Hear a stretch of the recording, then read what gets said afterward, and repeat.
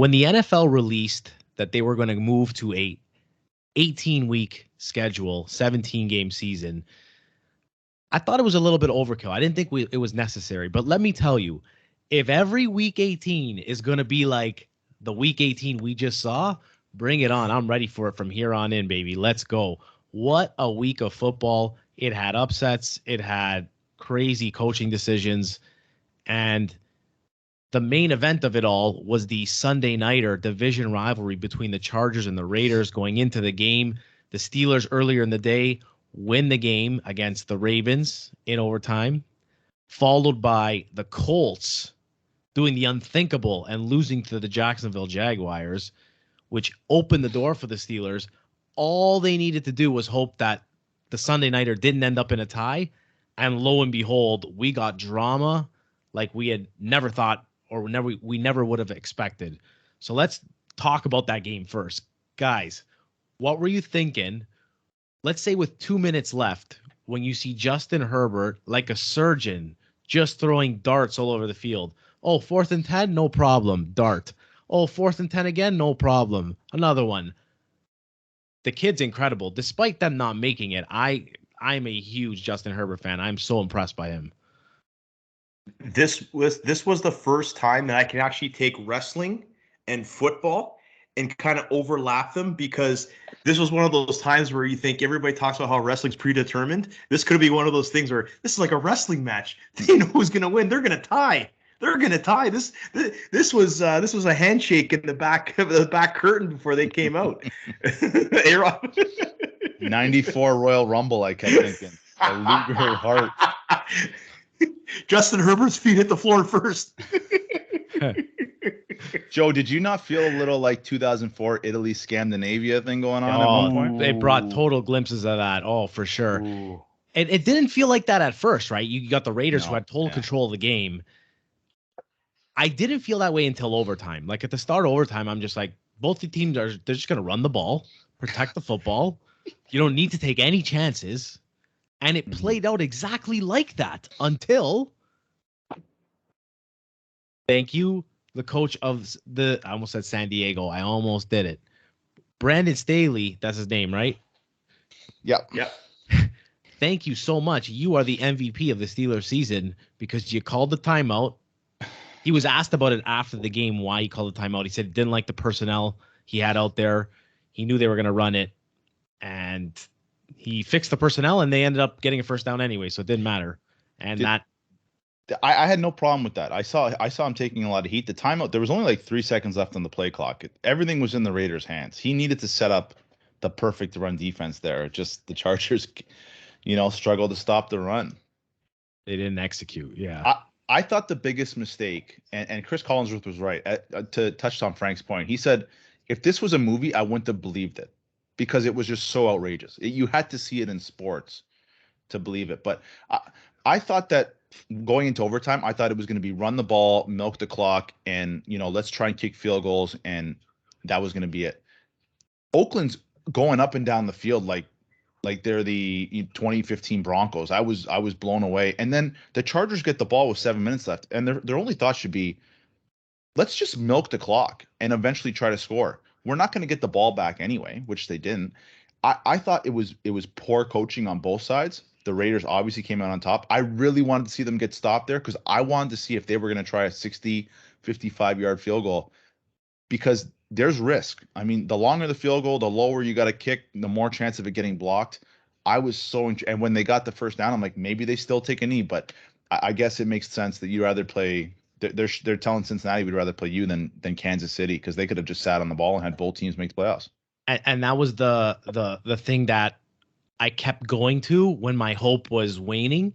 Like, oh my God, these guys are going to tie for sure. They're just going to run the ball. But then I'm thinking, if you're the Raiders, why are you doing this? Why don't you want to try to avoid having to make that trip to Kansas City? A trip to Cincinnati sounds a lot better than a trip to Kansas City for them, especially after a couple weeks ago, they were absolutely throttled by the Chiefs.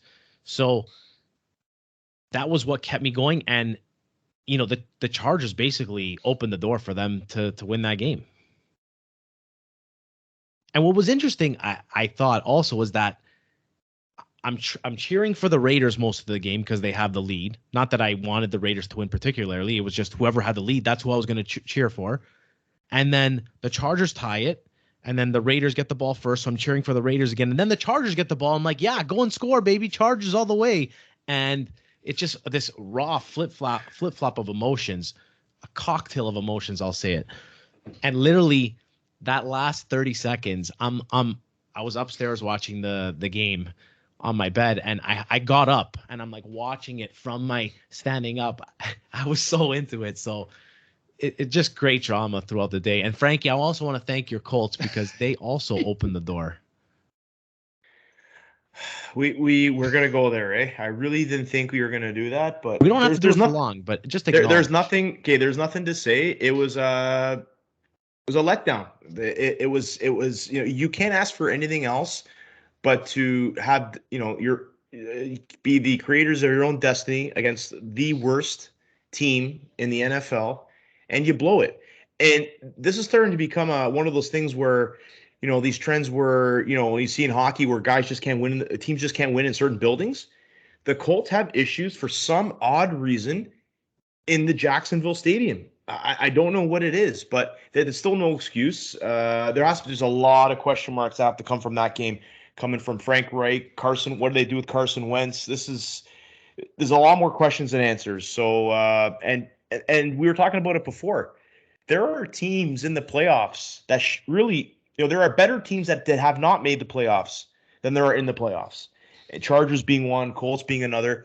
And I saw a funny quote on Twitter. The Chargers and the Colts went from two teams that nobody wanted to see in the playoffs to two teams that nobody will see in the playoffs. So nailed have it. at it. Have at it. Who would have thought that the reason for a great Sunday was Jacksonville? Jacksonville provided us with entertainment. Without them, there's not as much drama in that last game. True. It's unbelievable. That was a really and you bad know what, spot Robbie? for Indy, You know by what? the way. I watched the game. I have to say, that was what I guess we all expected from Trevor Lawrence. He went 10 for 10. His first 10 passes were perfect. I know he plays for the Jacksonville, but that's kind of what we wanted to see.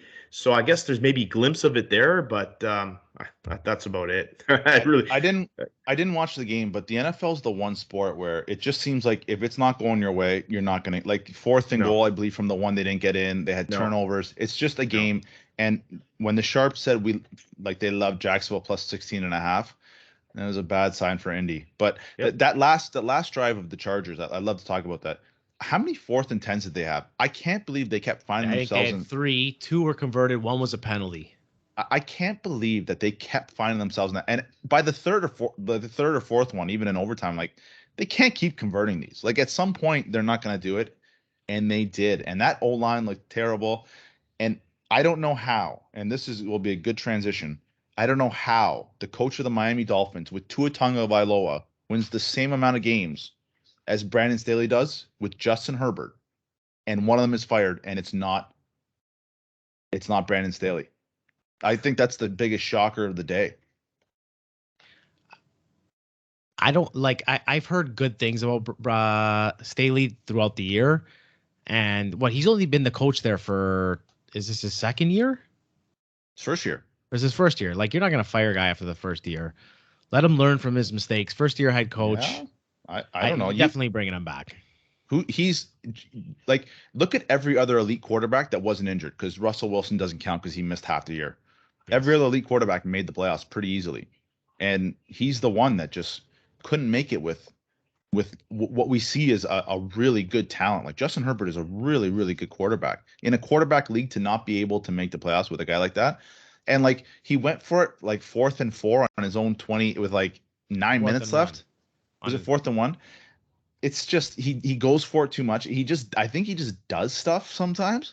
But I'm just saying, if you're going to tell me Brian Flores, who with Tua Tagovailoa won 9 games after a 1-7 start, and Brandon Staley won 9 games with Justin Herbert, to both win 9 games, and you're telling me Brian Flores, that apparently had issues with the GM who took Tua Tagovailoa over Justin Herbert, who should have been fired for that already. But that's the guy that goes. I just think that Brian Flores, I think that was a huge step back from Miami today. Let's talk about that. So there were 3 coaches fired. Obviously, Flores was the shocker of the 3. Matt Nagy, No everyone surprise. expected that. That wasn't surprising. And then Mike Zimmer out of Minnesota was also let go after, I believe, 7 years he was there. So everyone is shocked by the Flores one. But I'm hearing rumors that could be the destination where Harbaugh ends up. I don't think you make that decision unless you have somebody in mind already. I don't think you're making that decision and be like, okay, let's have a coaching search now. I think they have an idea of who they want to be the next guy. But is Harbaugh going to leave there and go into a division now with Josh Allen, who looks very promising, and the New England Patriots and Mac Jones, who looks very promising? Like, okay, is that the division you want to go to? And I don't know if it's a credible source that I heard this from, but I heard that the owner of the Dolphins, Stephen Ross, is like a huge booster for Michigan, which is where Harbaugh coached for the last 6 years. Yeah, so there's that connection there, and once you make that connection, I think anything is possible with that. He did come out and say, the owner did come out and say today that he wouldn't be the one to take Jim Harbaugh away from Michigan. Doesn't mean he's still not coming. Just because he's not going to be the one to take him, could be someone else taking him in that organization. That's true too. Yeah. So there's probably a lot of smoke and mirrors there. But like, aren't coaches tied to quarterbacks? Like, think of it like, if I'm coming there, I want the guy, like I want a certain quarterback. So like, I am not even convinced Tua is going to be the guy there as well. So I think if there's a coaching change coming, there's got to be more coming in Miami, right? So could that still be the place where Deshaun Watson? I've read today too that Flores was the big backer of Watson. Now with Flores not there, does that change the market for Deshaun Watson? Could Denver be a place now without a coach? And I know Watson was pretty big on Bieniemy before they hired. I can't remember the guy's name in Houston, but Watson was, that whole thing about him being upset that he wasn't allowed in the interviews, and he wanted Houston to interview Bieniemy. So maybe, with all these revolving doors and musical chairs, we could see some like tag teams here of quarterbacks and coaches ending up in some spots. That'll be interesting. I think the Deshaun Watson saga will be really interesting. His agents leaked all of that stuff. The agents in Houston leaked it to try to create some demand for a trade, but I don't think anything came out of it. There was definitely issues with Tua and the coach. Before the year, Tua was not even picked as a captain, as a starting quarterback, and you would expect him to be picked as one of the captains, which was a bit of a surprise, which kind of leads into maybe why Brian Flores, because apparently there were issues with him and some of the offensive personnel and the GM. And I just think he's a really good coach. I think he will be, people probably say Eric Bieniemy. I think Brian Flores will skyrocket to the top of the list of number one priorities for teams to get. And if I'm a team like Vegas, that seems like a more desirable destination, seeing as Derek Carr has proven that he can be a not top 5, but 6 to 8 quarterback in the league, 6 to 10. So I think that is a landing spot that we might see Brian Flores fall into. All right, boys. So let's look ahead now to the playoffs, because it's wild card weekend. We've got a lot of great games on tap. And if you're not aware, what I love that the NFL did this year is that there's actually a Monday nighter. So there'll be 3 days of games to sink our teeth into. I'll start by asking you, is there a matchup so far out of all of them that intrigues you the most? One of the matchups that you're really looking forward to this weekend? If you had to choose one, what would it be? I would go with the Dallas-San Francisco matchup. Ooh. And I was really high on San Francisco at the beginning of the year, and I've fallen off because I don't really like Jimmy Garoppolo. But we're talking about a team with a top, I believe, 3 defense. They're statistically the 3rd best defense. I like picking defensive teams because I think you need a defense to win in the playoffs. I don't really trust Jimmy G. San Francisco is going to be my dark horse out of the NFC, and I'm looking at it from a Dallas perspective of, you used to kind of win your division and be like, all right, we're going to get a wild card team. Maybe it's going to be a bit of a weakling. I don't think San Francisco is a team that you necessarily wanted to play in this spot. And the first time where Dallas is really a serious Super Bowl threat, this is a really credible threat to their Super Bowl chances. Are they really a Super Bowl threat if the Niners are a threat to them? I think that the Niners are I think that the Niners are a much better team than people are giving them credit for. But And it's they just run the ball well, right? and Jimmy G actually had a surprisingly good year. I'm off the Jimmy G train, but in the playoffs, we've seen Nick Foles win. We've seen guys get hot in the NFL playoffs. You get a good quarterback performance with a good defense. They might be a tough team to beat. And they have, Debo that's just become an absolute unicorn. I love that matchup because it's very nostalgic. It's got that 90s feel. Aikman, Steve Young, when that rivalry was so huge. And then, you also got the catch, Montana to Clark. That was Niners versus Cowboys. So it's a very nostalgic matchup. And I like that for that. Frankie, let's go to you. Which matchup are you really looking forward to here? I wish this had fantasy implications because I had two of them, but I'm going to go with a Monday nighter. I'm going to take the Cardinals and the Rams. I think this has the potential to be a blockbuster. Two good offenses, two relatively good defenses. You got two division rivals that are going to be meeting for the third time this season. So they split the season series with the home team losing each time, which is interesting because the Rams are the home team in this one. They are the 4th seed. But what I think I like really about this game is obviously two things. One, the big question is Matthew Stafford, right? He's only been there once. He's only played one playoff game. Can he get that big monkey off his back saying that he can't win the big one, or at least, get the Rams to the Super Bowl? Because remember something, they got there with Goff. And that's the guy they traded out of LA for, right? Yep. The other thing is you're getting two substantial players back on one on each team. You get the return of Cam Akers. I know he did play last week, but he could have a larger role in this offense. He was definitely their guy last year. And a lot of people forget, but the Cardinals are getting back J.J. Watt. I know it's not the J.J. Watt of old, but still a guy who can help out on their defense. 2-star power type players that are going to give this game some more eyes on it. So it's going to be an interesting game. I'm definitely want to see how this one comes out. I still think the Rams come out of it. I think the Cardinals are just too hurt on their side of it, but it can go either way. So I like the J.J. Watt thing because a lot of people don't know that they started losing when J.J. Watt went out because they couldn't stop the run when he was out of the game. They slid him inside, and he was actually one of their defensive MVPs this year. And it's like the game that like somebody has to win, where you have on one side the Cardinals who are prone to lose these games. You have the coach of the Cardinals. I'm blanking on his name, but Ginsburg. He is a terrible coach. He can't win. Like he's had some of the best quarterbacks in the NFL. He's had Mahomes. He's had Kyler Murray.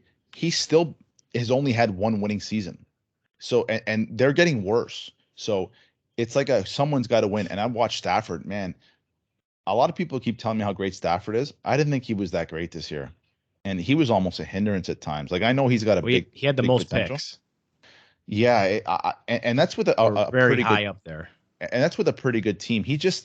I just think he's just too inconsistent. But somebody's got to win that game. But I think the J.J. Watt thing does have to win that game because there's no ties anymore. No ties, no. I like that pick, Frankie, because anytime there's like a divisional game in the playoffs, it always tends to work out really well. It's the third time those teams are playing against each other. They know each other really well. It most often than not turns out to be a really solid game, which is why I want to highlight the divisional matchup that's going to happen in the AFC between the Bills and the Patriots. I think the Bills are a bit of a dark horse team because they're not getting the same amount of love that they got last year, but I still think they can be rather dangerous. And then you have the Patriots, who I don't think Mac Jones is ready for Showtime just yet. So I think the Bills have a considerable quarterback advantage. And I still think it's going to be really good because you have Bill Belichick, the best coach in NFL history, who will figure out a really solid game plan. And this is obviously going to be really close matchup. I think the Bills at home will pull it off this time. They lost the last time they played the Patriots at home. Both teams split the season series and won on the road, but I think the Bills pull it off this time around. It's going to be And a great I also game. want to, and I also want to show a little bit of love that Oh. Bengals Raiders matchup because I think it's going to be a shootout, and I'm interested to see Joe Burrow and this Cincinnati offense in the playoffs. I think this is going to be a top 5 offense for the next 5 years, and it'll be interesting to see what they do when the pressure is really on in the playoffs. So interested to check them out. And how about some love for my Steelers boys? I got the Steelers shirt on. They're back in the playoffs. Listen, for a team that allowed more points than they scored, brand new offensive line, rookie running back, rookie tight end, a lot of injuries throughout the year, to still pull it off, a shell of Ben Roethlisberger at most times until the fourth quarter hits, and then he's like 2011 Ben Roethlisberger again, who, by the way, with that fourth quarter comeback, moved into second all time in fourth quarter comebacks behind Tommy Boy. So credit to Big Ben. This dog can still hunt once in a while. It looked like he could. It looked like it was going to be his last game in the league, and I'm so happy for him that he's most likely going to be a playoff game. Will be his last game because I'm not too confident heading into the Kansas City where they just were absolutely throttled a couple weeks ago. It looked like he was hunting in slow motion. That game looked like it was played in slow motion. It was not an entertaining matchup until the fourth quarter. Then it turned up and it was much better. But We almost had a tie there too. It was so close. we did. You're right. All right, boys. Well, to all the listeners, thank you for listening. You can like, comment, subscribe, all that good stuff. You can rip on us. Tell us which playoff matchup you're most likely to or most looking forward to watching this weekend, and comment below. Go ahead, Bobby. Do you guys want to make Super Bowl predictions here? Ooh. I will, and I'll make it quick. I said the Rams at the beginning of the year. I'll stick with the Rams because I don't want, I'm not that type of guy to flip flop. I'll go Rams and Chiefs. I still think the Chiefs are going to make it. You know what? I think I have to stay with the team that I picked as well, and I'm not proud of it, but I'm going to go with the Chiefs and the Cowboys. Chiefs and The Cowboys. Cowboys. Interesting. Yeah. I got Cowabunga. What a pick. Wow. My two dark horses are New England and San Fran, which means they're probably going to go out this week because they're both in really tough games. But I'm going to do it this year, guys, and it's the story and everything. And he's the only quarterback I trust with a top 10 defenses here. The Green Bay Packers are going to win the Super Bowl this year. It is going to be the Packers, and I believe they're going to beat the Chiefs because the Chiefs have fixed their defense, but they are a little unhealthy. And I just hope it's not the Titans because that will make me look really bad because I've been bashing the Titans. But I think it's Chiefs and Packers, and I think that Aaron Rodgers is going to walk out of Lambeau a Super Bowl champion. Not going to win this. He shouldn't win the regular season MVP, but I think he will win the Super Bowl MVP this year. And of course, Bobby's going to end it with talk about Aaron Rodgers. Always. We love you, Aaron. No, we don't.